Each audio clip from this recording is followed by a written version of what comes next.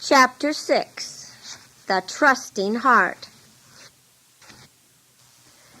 It was late in the morning when Sasky, with Uncle Sobat and Rajan, climbed the last steep stretch of trail and entered the village of Broken Light. After bathing at the spring, they went to the chief's house. Paco went with them. "Where is Cooning?" Sasky asked his father. "Is he here in the chief's house?" "He left early yesterday," Paco said. "I saw him go. He has not come back yet." Jerub greeted them with warm words of welcome. With outstretched hands and grateful tears, the chief's wife thanked them for their kindness to Jerub. The old chief rose from his place beside the young man's mat and received them with respect. Jerub fixed his eyes on the teacher and said, "I am so glad you have come. My leg doesn't hurt much now. I want to know all about the God of heaven." At this, Rajan's face brightened with some inner light. He took the young man's hand in his own for a moment. Then he knelt to examine the leg. "I can see that you are much better," he said.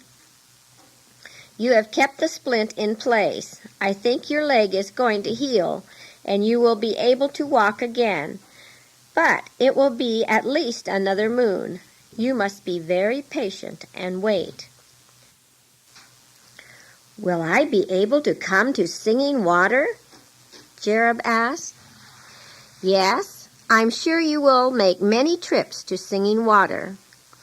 It is possible that the hurt leg may always be a little shorter than the other one, but I'm certain that if you are patient and careful, you will climb the mountain trails again, and you will go to the jungle to cut the big trees and plant the rice and hunt the wild deer." "I want you to tell me about the God of heaven," Jerub said, and again Rajan's face glowed with that inner light. "God is great and good. He made all the things that we see, the trees, the plants, the rice, the moon, the stars, and all the living creatures, and people too. Then, of course, he made many things we can't see, such as the wind, the perfume of the flowers, and the kindness in the heart. God made everything in this world for us, so that we might find food and homes and happiness too, for ourselves and for our friends." The old chief grunted his approval, and his wife came to sit on the floor of the room just inside the door, where she took up some basket weaving and listened to all that was spoken. The God of heaven is strong, and he loves us all. He is able to take care of us, so we need not be afraid. The people who had crowded into the chief's house on that day when Jerub's leg was pulled back into place now came one by one and sat on the floor of the room listening to the words the teacher spoke. At last the chief spoke. "The witchcraft of your medicine man. What about that?" Sasky was startled. He remembered the medicine of madness that Cooning had prepared. Did the chief know? "No witchcraft has evil power when the heart trusts in God," Rajan answered, still kneeling on the mat and looking straight into Jerub's eyes. "No matter what spells or devil magic are made, they will come to nothing and be harmless when the heart trusts in the God of heaven." "I trust in the God of heaven," Jerub said in a quiet voice. "I have heard him calling in my heart ever since the day you came and pulled my leg back into place." "It is the loving kindness of God that calls us and draws us to him," Rajan said with a smile. Sasky's mind bubbled with excitement. Surely Rajan must know about the devil medicine. But how could he know? Only 2 persons in all the world knew about it. The boy was pricked in his heart, and a dark burden settled down on him, the weight of his dreadful secret. They left the chief's house and went back to Paco's hut. By the time they had eaten rice, it was time for Rajan to go back to Singing Water. "While you are here," Rajan said to Uncle Sobat as he was leaving, "go and talk with Jerab every day. Teach him how to pray." Then Rajan hurried down the mountain. "There are many people waiting to talk with him," Uncle Sobat explained, "and there are so many sick ones to be visited." Saskia looked at Uncle Sobat and saw the same brightness in his face, the brightness of God that Rajan carried everywhere. It worried him. Now this teaching had taken hold in Broken Light too. The chief's son had said openly that he trusted in God. Could it be true that the medicine of madness would have no power against him now? Saskia longed for some quiet place where he could think. His thoughts were almost more than he could bear. But the rice must be harvested. They went to the rice field. Everyone worked hard that afternoon. All that week they toiled with all their strength from daylight until dark. But when evening came and they could no longer see to work, Uncle Sobat bathed, put on clean, fresh clothing, and crossed the narrow distance between the two houses. There he sat with Jerab, and they spoke of God and the new teaching. "Come along with me," Uncle Sobat would call to Saskia. "You have worked hard today. You deserve a little pleasure. Let us go to Jerab and talk with him." Then, in spite of himself, Saskia would be persuaded to go. So he listened while Uncle Sobat told Jerab more and more about God and taught him to pray. "Remember that God is your Father," Uncle Sobat said in an earnest voice. "You can talk to him as you do to your own father, the chief. He is right here, as near to you as I am. He has more power than any man. He can do anything he wants with people's bodies and minds and hearts." "Is there anything God can't do?" Jerab asked. "Well, yes, there is one thing he doesn't do. He could, but he has never done it. He doesn't make people do what he wants them to do. He doesn't force them to do anything." The chief's son was silent for a little while as he thought about all these things. Then, before he could ask more questions, there was a voice calling in front of the house. A moment later, Koonin stood at the door of the inner room. He stared at them. The old witch doctor looked tired. His face was lined with sweat and dust. He must have been on a long journey. Surely it could not be for any good purpose. The boy felt sick at heart.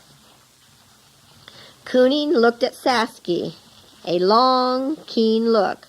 The boy knew the meaning of that look. The witch doctor was searching his face to discover if there was any turning in him towards the God of heaven.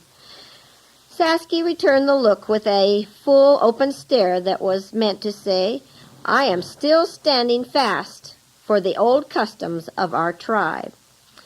Then Koonin stepped to the boy's side and placed a little package in his hand. Saskia turned it over and over in his curiosity. It felt hard.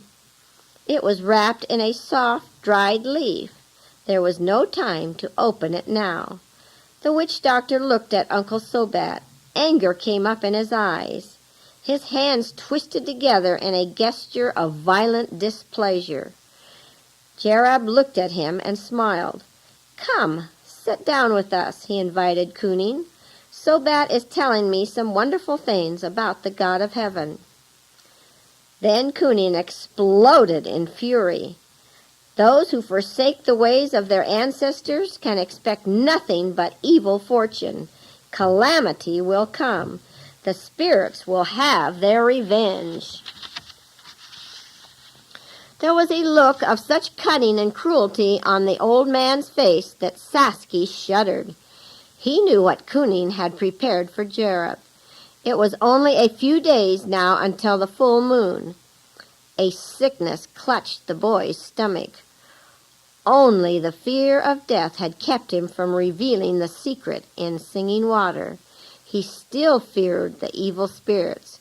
He was still in their power, but he was coming to care more and more for Jerab. Now another thought struck him. Perhaps Kunin would prepare some terrible curse for Uncle Sobat. It was plain to see that he hated everyone connected with the God of heaven. Then what would happen? Would the new magic protect him? The witch doctor stood looking at them all with rage and hate in his face. Then he left the house without more words. Saskia found in his terror that now his sympathies had shifted from Kunin to his victims.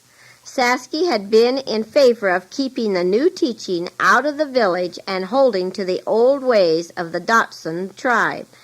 But now was his heart changing? And so soon after he had promised Kunin with his eyes? What could be happening to him?